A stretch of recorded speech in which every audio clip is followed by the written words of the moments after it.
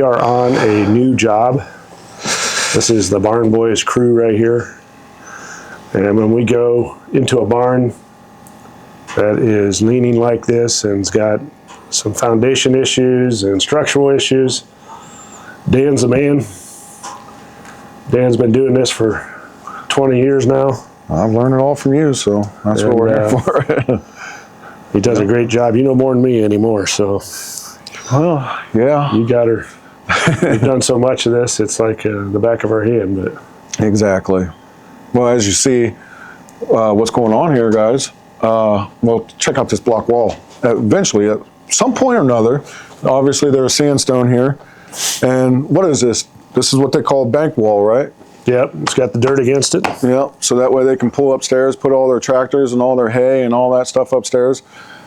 And I mean, if you walk over here at the cameraman and look down this wall, you see what we got to deal with.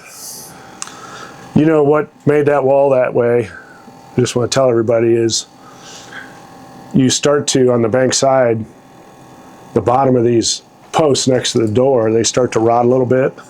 And then the roof starts to drop a little bit from the post coming down. And then the gutter starts running over, and all that water, I don't care what kind of wall you put there, all that water seeps down in behind the block. And they redid this wall, I don't know, 20 years ago. Yeah. But nothing's going to hold if you let water get in there. And in Ohio, stuff freezes in the winter, and it freezes right through the barn. So this wall gets so cold, it freezes right through the other side. And that frost is so powerful, it pushes. So you got to keep your water away from your bank wall. You got to get your gutters on. You got to make sure they're working right. Amen. And years ago, this barn had animals in it. Well, when they had animals in it, the barn wouldn't freeze. Yeah. And so the animals would keep everything just above temperature. It wouldn't have frost going through the wall. And so the barn wall would stay. But, you know, when they let go of the animals and they didn't put them in here anymore, and this barn wasn't inhabited anymore, then it freezes. It freezes. You got windows missing, so the wind's coming through. Yeah. And all that cold air wind coming against there and hitting that back wall, it's going to turn into a big old solid piece of ice. Yep. And it just pushes. It's just like what is them glaciers? That's how the world was made, right? So this barn is leaning 12 inches. Yes. Check this baby out. So we're about center of the barn. If you notice on that down there, it's not as bad if you look down in post. But you get here, roughly center. We go right here, because right here's with sandstone. That's original. We go plumb. There we are. We're almost exactly 12 inches. That looks like the worst part of the lean. It's the center of the barn. And on both ends, it's not leaning, so the barn is just bowed. Yes, big bow. It's bowed and leaning that way, and it's got half full of hay up there. That's a lot of weight. Yes, it is. But it's insulation, though, to keep us warm. That's what we Thank you, Lord, for insulation until we have to start tearing it out of here. I ain't going to be happy when we have to remove all that stuff, but let's just, right now, it actually helps. Well, it's probably 50 years old or more, that hay up in there. There's no more strings left, and it's going to be fun. Who knows what's living up there? I mean, I've seen black snakes and raccoons, possums, rats, rats. Yeah, they're all feeding foxes. each other. Whatever can stay warm. So that'll be a fun day when we get a fun week when we get up there. Yes. But to do that, we've got to pull this barn back. So we're going to get set up with some cables, and we're going to hook up to the barn, and we're going to pull the center of it back. And normally, we get the thing right back where it's supposed to be. Right where it goes. Right where it was originally. So we're expecting it to go back. And that's the first part of the job. We got to get cables hooked to this thing. Yes. Because if we were to set a jack in here, this thing would go over. It'll go over. We'll take it up off its pressure points, and when we take it off its pressure points, it has no other choice but to just keep on going the wrong way. I mean, these are beams that are just supporting the floor joists. I don't know if you can get that camera over here, but those beams are rotted off. This is the bank wall. And see, all the rain blows through. When the doors are open, it blows through and rots those beams off. But this is just supporting the floor right here. But then when you get down here, this is your main beam. That supports posts that go to the roof. And if you look, that beam is almost down. Almost. So, I mean, it's coming down. It should be on top of the 8x8, and it's almost at the But bottom. the barn of an 8x8. slid that way, and it came out from under there, and it's rotted there. That's from the weather getting to it. And that's a common thing on barns. You got to wash that. That's why the gutter came down. The roof came down. The gutter came down, started leaking. A lot of people would just assume just to not even. They would just Push it over. push it over and let it be done with. That's right. But I mean, to rebuild one of these, wow. Yeah. And you can't. And this is such we a can do it. beautiful history. If people want a new one, we can build a new one. But We can. we love saving them. It's a Yes. challenge. This is what I love. It's fun. This is And people are amazed. You know, Yep. it's so good to make people feel good. And most people would just pack up their stuff and just get in their truck and go home. yeah. And even when we told this couple, brought us out here and I said, yeah, we can save this and pull it back. She was amazed. She's like, really? How soon? All right. How soon can you do it? And so Want to go take a look outside? it was exciting when I first out here to even be able to tell them we can save this barn. We got you, right? Yeah, look how much that stuff's leaning. I mean, this thing is so close. It's crazy. So you guys will get that all ready and get her hooked up. And Today we'll dig out some places where we can start making some dead men, which you'll see eventually that after I get it poured and all hooked up and what these things are actually going to do.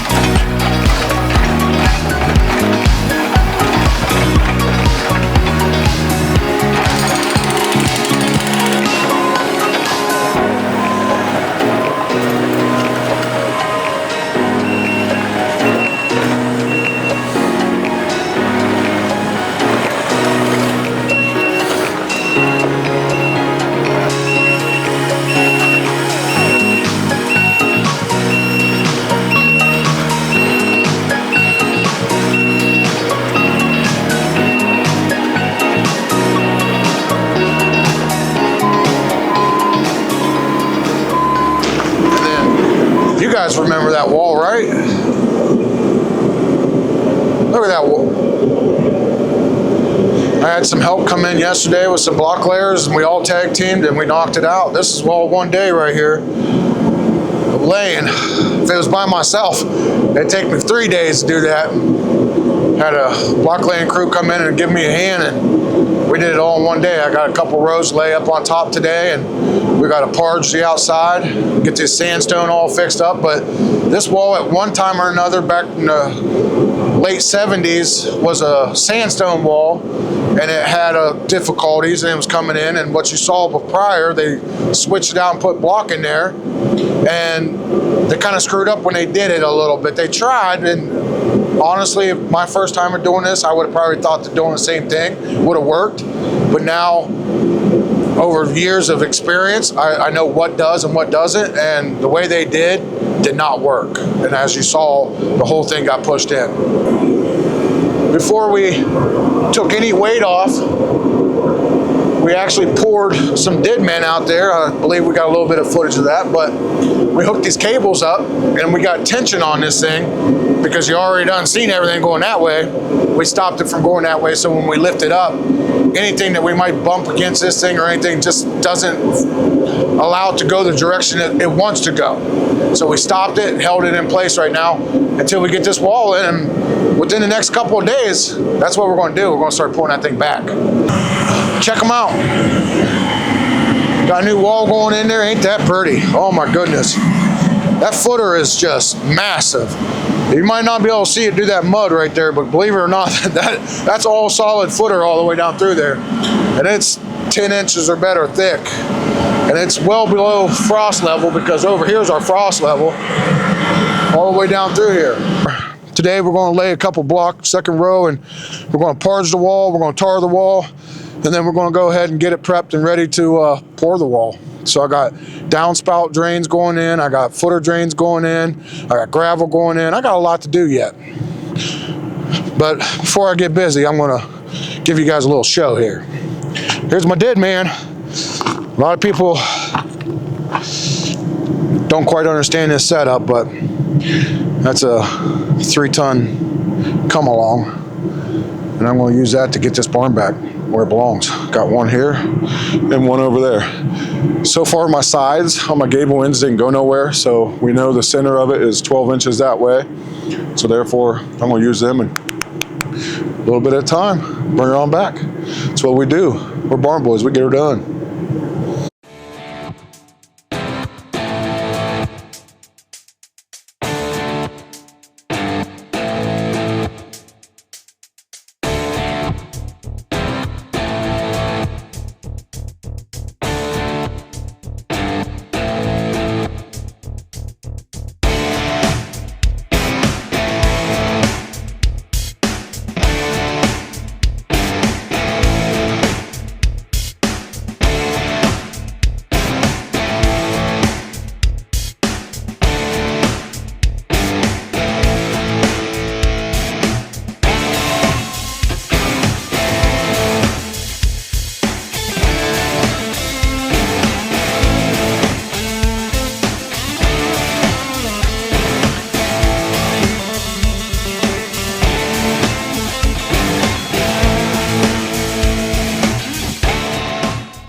So it's been a while. It's been a long while since we've been on, did a little bit of recording. So let's give you a little rundown of where we're at. I mean, we'll just do a real quickie here and give you something to look at. As you guys remember from the first time, how the barn was leaning, it came all the way this way. I don't know if you can see that string line there, but that string line going from one end to the barn to the next is exactly the same 1.5 inches all the way down through there. That's how much we remember is out 12 inches. So now it's right back to where it needs to be. Got our oak beams. We got one oak beam that's going to support our floor joists here, and then on the opposite side on top is another floor oak beam that supports our mains coming down on top. We got those in, and then come on now, check out that sandstone wall. This wall here, just basically all the grout was out of it, so we had to go back through, re-grout it, re-strike it, put all new mortar into it. It was a lot because literally we had to take bags and shove it as deep as far as we could so we can get this wall solid again. We got the inside and out. You can see our oak beam that we replaced going all the way across there. I got one where my excavator's parked at the moment going across, but there's a treated plate. This is a 9.5 oak. This is an 8-inch oak with an 1.5 inch treated plate. I'm excited for this one, not for the fact that I have to breathe in old hay. I want to see how many animals I can find up in here. I'm assuming there's a lot of critters. There's a lot of holes going through here. Raccoons, maybe possums, who knows? Black snakes, yay. But no, we got some beam work to do. Obviously, you see that. There's a bunch of work over there where the roof came down in there.